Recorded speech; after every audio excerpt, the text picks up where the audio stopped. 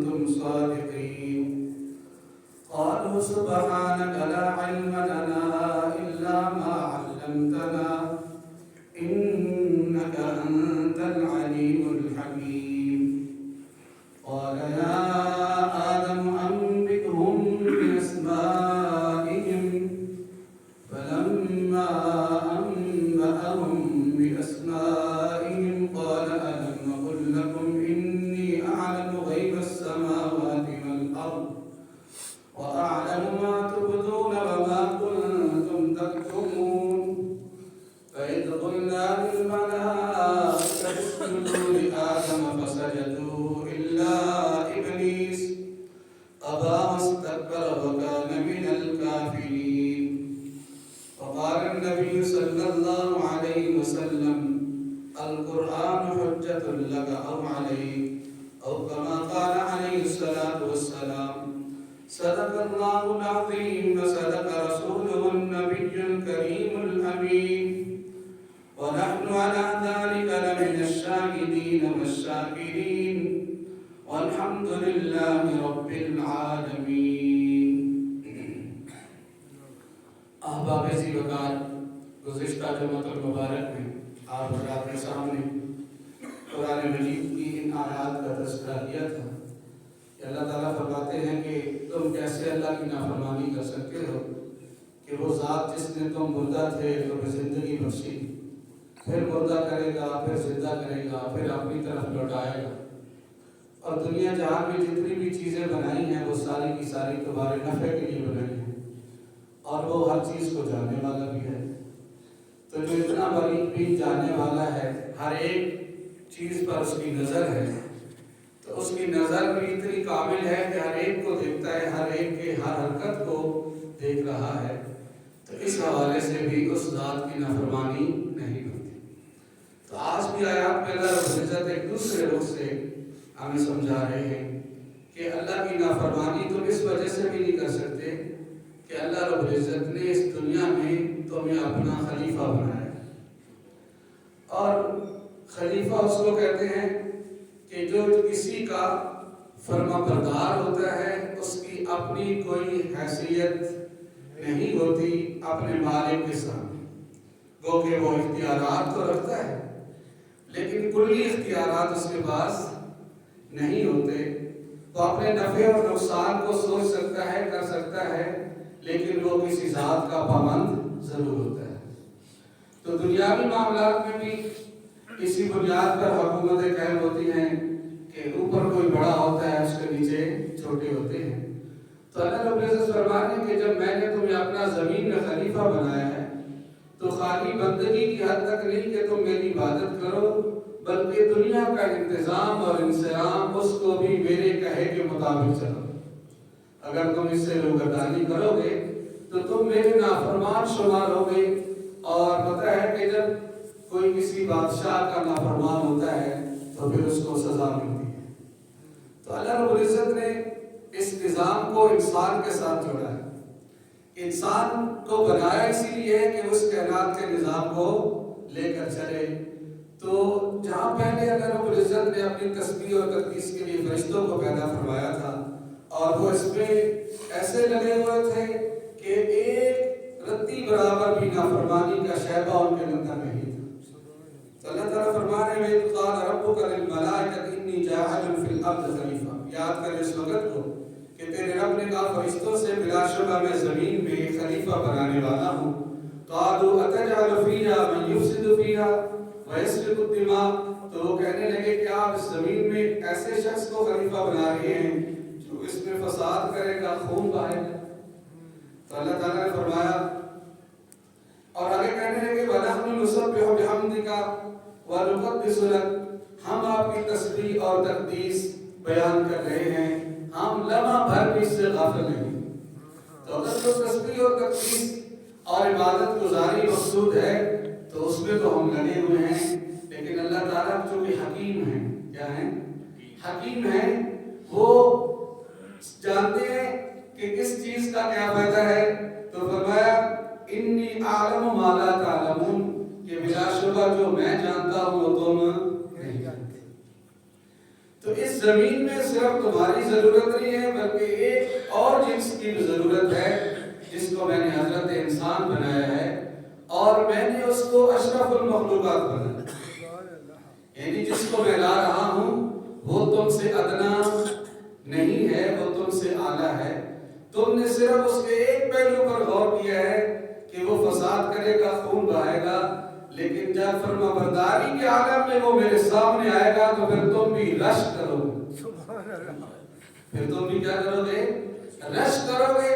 پھر دنیا والے کہیں گے یہ تو رشک ملائکہ ہیں، یہ تو رشک ملائکہ ہیں، ان پر فرشتے بھی رشک کرتے ہیں۔ پھر اس آسمان دنیا نے وہ منظر دیکھا کہ جب آمنہ کے لال رسول اللہ صلی اللہ علیہ وسلم اس دھرتی پر تشریف لے آئے تو فرشیوں کا سردار جبریل امین جب آقا کی قدم بوسی کرتا ہے اور ساتھ عازم سفر ہوتا ہے، معراج کی شب میں آقا کے ساتھ چلتا ہے، ایک مقام پر رک جاتا ہے کہ اس سے آگے جانے کا مجھے اذن نہیں ہے، اس سے آگے آپ ہی جا سکتے ہیں، اللہ نے آپ کو ہم سے بہتر بنایا ہے۔ تو دیکھیں دیوار اپنی جگہ کھڑی ہے، وہ کچھ نہیں کرتی تو اس کا کمال تو نہیں، کیونکہ وہ حرکت اور حصے پاک ہے۔ کمال فرشتوں کا نہیں کہ وہ نافرمانی نہیں کرتے، کہ ان کے اندر نافرمانی کا مادہ ہی کوئی نہیں، ان کی تخلیق ہی ایسی کی گئی ہے کہ نافرمانی ان سے ہو نہیں سکتی۔ تو کمال تو اس کا ہے کہ جو شہوتوں سے گھرا ہوا ہے پھر بھی اللہ کی نافرمانی نہیں کرتا، اللہ کو حاضر ناظر سمجھتے ہوئے اپنے آپ کو روک لیتا ہے۔ صحابہ تو صحابہ تھے، قربان جائیں پر دارالعلوم دیوبند کے ایک طالب علم کا واقعہ لکھا ہے کہ ایک مسجد میں وہ رات کو تھے۔ پرانے زمانوں میں ایسا ہوتا تھا کہ طالب علموں کے لیے مدرسوں میں رہنے کی جگہ نہیں ہوتی تھی، تو آس پاس مسجدوں میں وہ ٹھہرتے تھے، کھانا محلے والے دیتے تھے اور پھر صبح جا کے اپنے استادوں سے سبق پڑھ لیتے تھے۔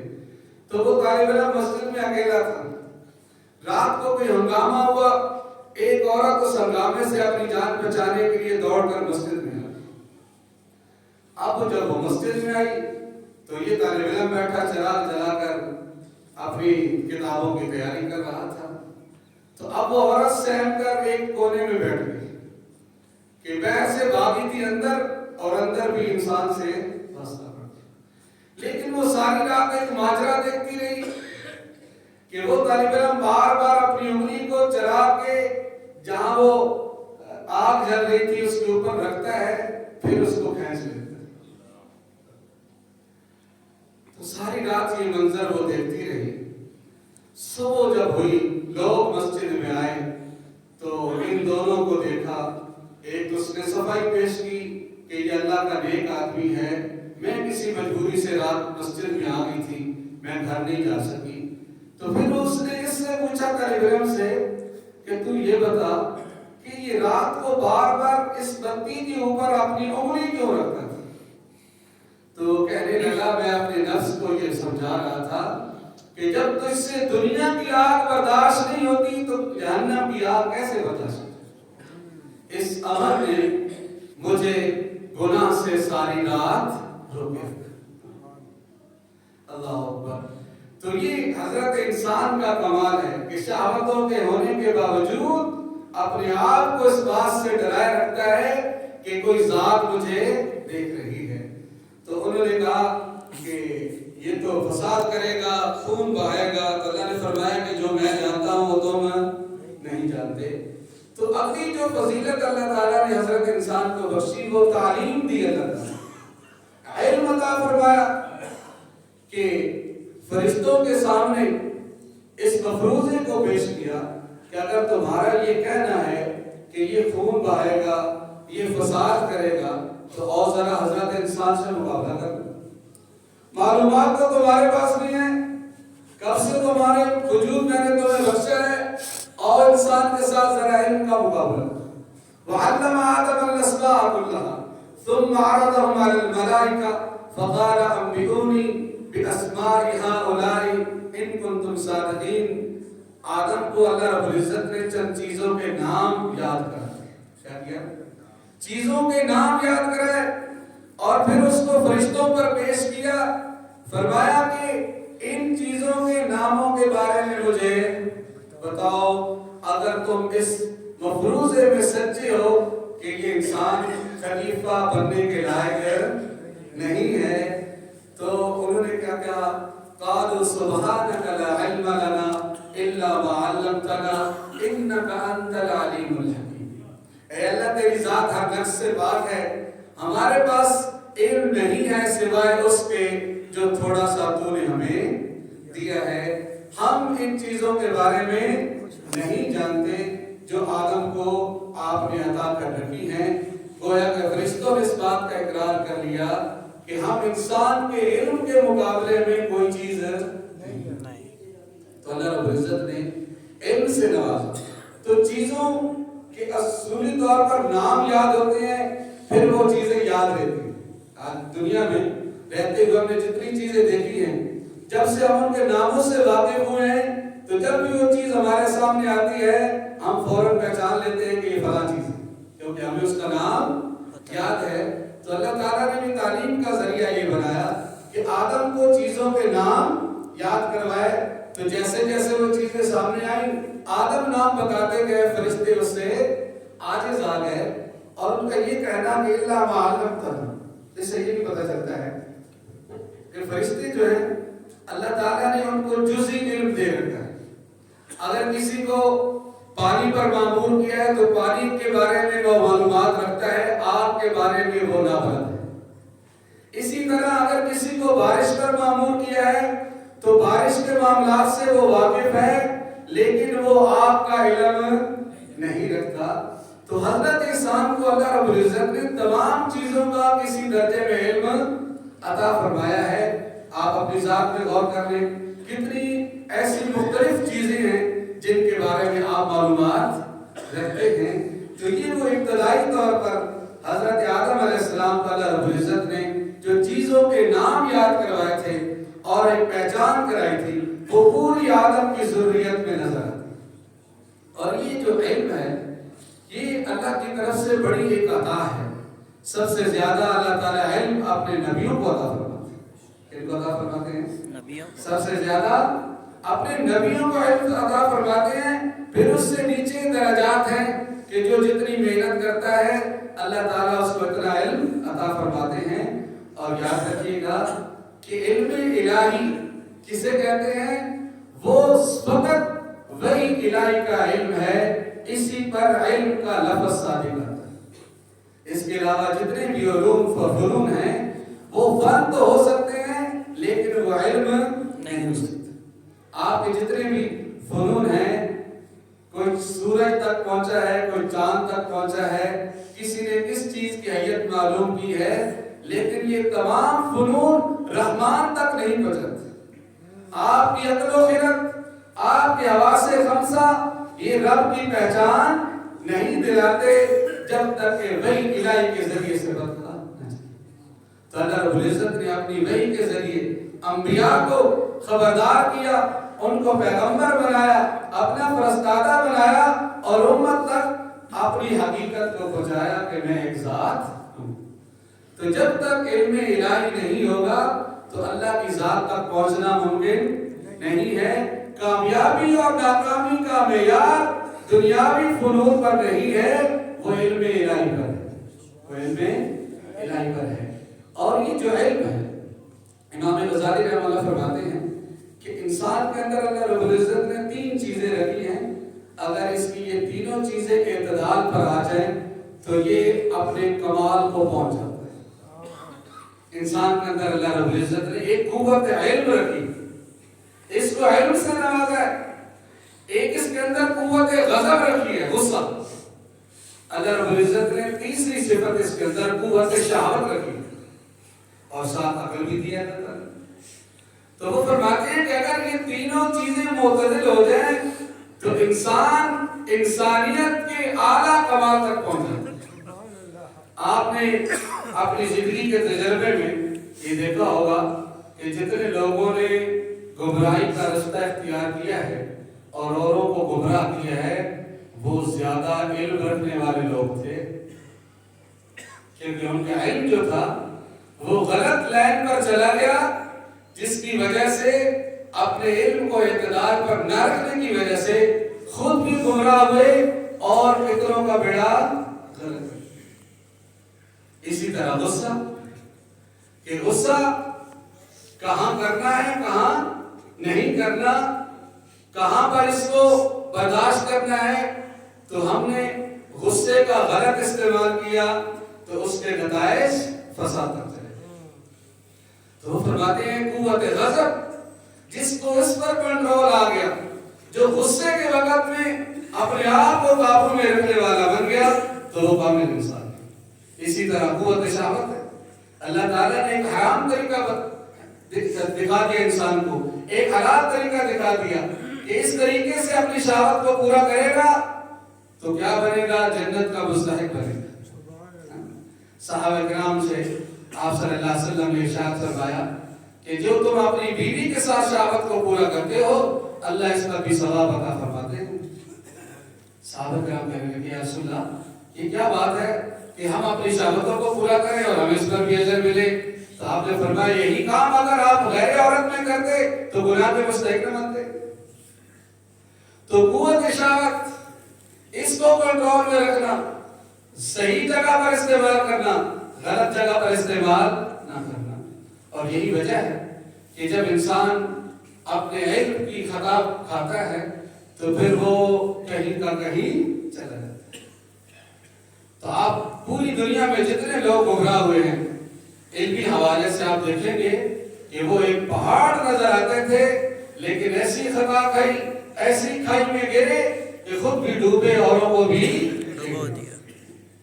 اور جنہوں نے قوت غضب کو کنٹرول نہ کیا تو وہ فرعون کہلائے، نمرود کہلائے، ظلم میں اتنے آگے بڑھے، اور موجودہ دور میں بھی قوت غضب کا اظہار کرنے والے وہ بڑے کافر جو معصوم لوگوں کی جانیں لے رہے ہیں، وہ اپنی قوت غضب سے آگے بڑھے ہوئے ہیں، اس لیے انسانیت کا کوئی شائبہ ان کے اندر نظر نہیں ہے۔ اور قوت شہوت کی بنیاد پر کتنے قتل و غارت ہو گئی، کتنے فساد ہو گئے کہ انسان نے اپنی شہوتوں کو غلط طریقے سے پورا کرنا شروع کر دیا، تو نہ اپنی ذات میں کچھ رہا، نہ اوروں کے لیے کچھ چھوڑا۔ تو جو انسان اپنی قوت شہوت کو کنٹرول میں نہیں رکھتا، اس کو غلط استعمال کرتا ہے، زنا کا ارتکاب کرتا ہے، تو وہ تین قسم کے حقوق کا غاصب ہوتا ہے، تین قسم کے حقوق کو غصب کرتا ہے۔ یہی وجہ ہے کہ اللہ تعالیٰ نے اس کو ظالم کہا ہے۔ کیا کہا ہے؟ ظالم کہا ہے کہ یہ ظلم کرنے والا ہے، نا انصافی کرنے والا ہے، یہ تین حقوق کی پابندی کرتا ہے۔ سب سے پہلے تو اللہ کا فرمانبردار رہنا چاہیے تھا، یہ اللہ کے حق کو ضائع کرتا ہے، اللہ کے حق کو ضائع کرتا ہے۔ دوسرا، جن اعضاء کو یہ استعمال کرتا ہے، جن لوگوں کو اپنے ساتھ گناہ میں شامل کرتا ہے، ان کے بھی حق کو یہ ضائع کرتا ہے۔ حق تو یہ تھا کہ اپنے اعضاء کا درست استعمال کرتا، حق تو یہ تھا کہ اپنے ساتھ رہنے والے لوگوں کی غلط طریقے سے ان کو استعمال نہ کرتا، ان کو صحیح لائن پہ لگاتا، یہ خود بھی بھٹکا، اوروں کو بھی بھٹکا۔ تو گناہ کرنے کے لیے گناہ کے اسباب جو اختیار کرتا ہے، اس میں جو بھی چیز استعمال میں آتی ہے، اس کا ایک حق یہ تھا کہ وہ اللہ کی فرمانبرداری میں رہتا، اللہ کے سامنے جھکا ہوا رہتا، یہ اس کو بھی نافرمانی میں ڈال دیتا۔ اور تیسرا بڑا حق جو اس کی اپنی ذات کا حصہ ہے، اللہ نے اس کو یہ حق دیا تھا کہ یہ اللہ کی فرمانبرداری کر کے اس جنت کا مستحق بن جاتا جس میں بطور امتحان کے حضرت آدم کو رکھا گیا تھا، پھر دنیا میں بطور امتحان کے بھیجا گیا تھا۔ اس وجہ سے وہاں رکھا گیا تھا کہ دیکھو اس آزمائش کی گھڑی میں اگر تم سے نافرمانی ہوئی تو میں جنت سے تمہیں نیچے اتار رہا ہوں۔ کیا کر رہا ہوں؟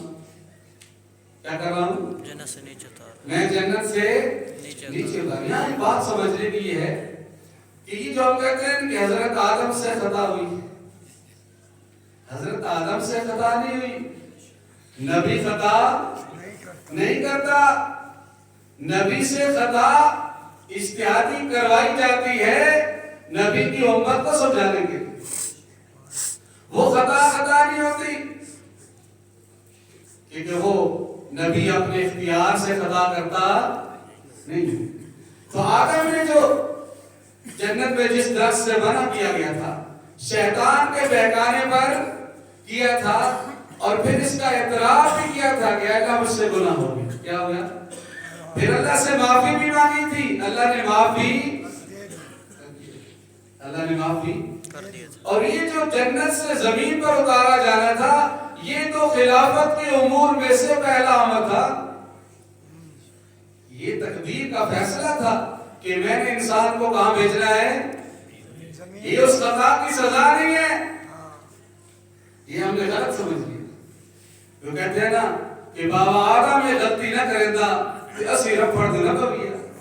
سنتے نا خدا یہ آدم کی غلطی نہیں ہے. یہ اللہ کا تکوینی فیصلہ ہے کہ میں نے حضرت انسان کو کہاں اتارنا ہے؟ زمین پر. وہ معاملہ وہاں تھا وہی صاف ہو گیا.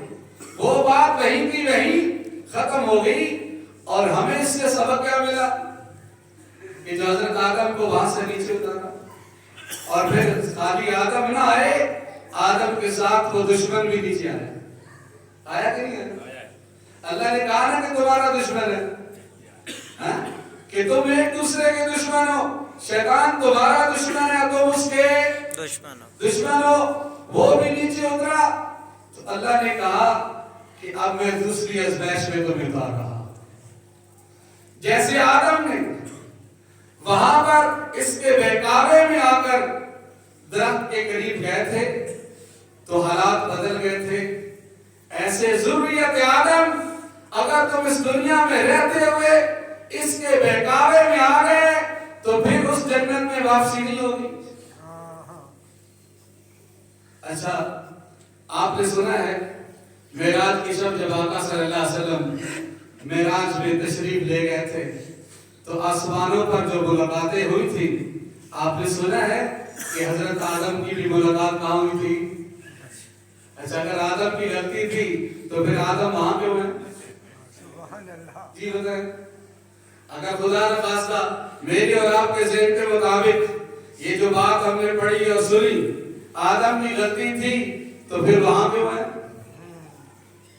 ہمیں سمجھانے کے لیے کہ دیکھو اس دنیا میں اگر تم نافرمانی کرو گے تو اس ابا کی جنت میں واپس نہیں جاؤ گے. اس لیے یہاں پر رہنا ہے. یہ ازمائش کی جگہ ہے, ابتلا کی جگہ ہے. یہاں قدم پھونک پھونک کر رکھنے ہوں. لفظوں کو سوچ سمجھ کر بولنا ہوگا, قدموں کو سوچ سمجھ کر رکھنا ہوگا. یہ فیصلہ ہے میرا اور آپ کا ناکامی اور کامیابی. یہ زندگی جو ہمیں ملی ہے یہ 60-70 سال کی زندگی ہے. 100 سال کا بنام نہ لیا کریں. وہ باپے مر گئے جو 100 سال تک جیتے تھے. اب جس کی 40 ہے نا تو وہ سمجھے بونس کے 10-15 سال رہ گئے. تو ابھی سے فکر کریں. تو اللہ رب العزت نے ہمیں خلیفہ بنایا ہے. خلیفہ بنا کر ہمیں یہ باور کرایا ہے کہ بحیثیت خلیفہ بھی تمہارے لیے یہ روا نہیں ہے کہ تم میری نافرمانی کرو, کیونکہ تم اپنے اختیار میں کلی نہیں ہو, جزئی ہو. تمہیں اختیار تو ہے کہ اچھائی اور برائی کو اختیار کر سکتے ہو, لیکن اگر اچھائی کو اختیار کرو گے تو میں تمہیں جنت سے نوازوں گا. اگر برائی کو اختیار کرو گے تو پھر اس کا ٹھکانہ جہنم. اس کا ٹھکانہ کیا ہے؟ جہنم ہے. تو یہ ایک تصور کہ اگر کوئی پاپ کر لیتا ہے, گناہ کر لیتا ہے, تو کیا لازمی ہے کہ اس کو اس کے پاپ کی سزا ملے؟ ایسا نہیں ہے, ایسا نہیں ہے. اللہ رب العزت نے توبہ کا دروازہ رکھا ہے کہ کوئی نافرمانی کرے پھر اس کے ساتھ پشیمانی اور ندامت ہو تو اللہ تعالیٰ پہلے جیسی نظر کرم کر دیتے ہیں. اللہ تعالیٰ پہلے جیسی نظر کرم کر دیتے ہیں. اور جو گناہوں اور پاپوں کی وجہ سے سزا کے مستحق بنتے ہیں اللہ تعالیٰ ان پر ظلم نہیں کرتا, وہ اس میں عادی بن جاتے ہیں، ندامت اور پشیمانی کوسوں دور ہوتی ہے، اس لیے جہنم میں مستحق بن جاتے ہیں۔ تو اللہ ذات رحیم ہے، غفور ہے، وہ دیکھتی ہے کہ میرا بندہ نافرمانی کے بعد کس حالت میں ہے۔ اگر ندامت ہے، پشیمانی ہے، اعتذاری ہے، تو پھر اللہ تعالیٰ معاف کرنے کے لیے تیار ہے۔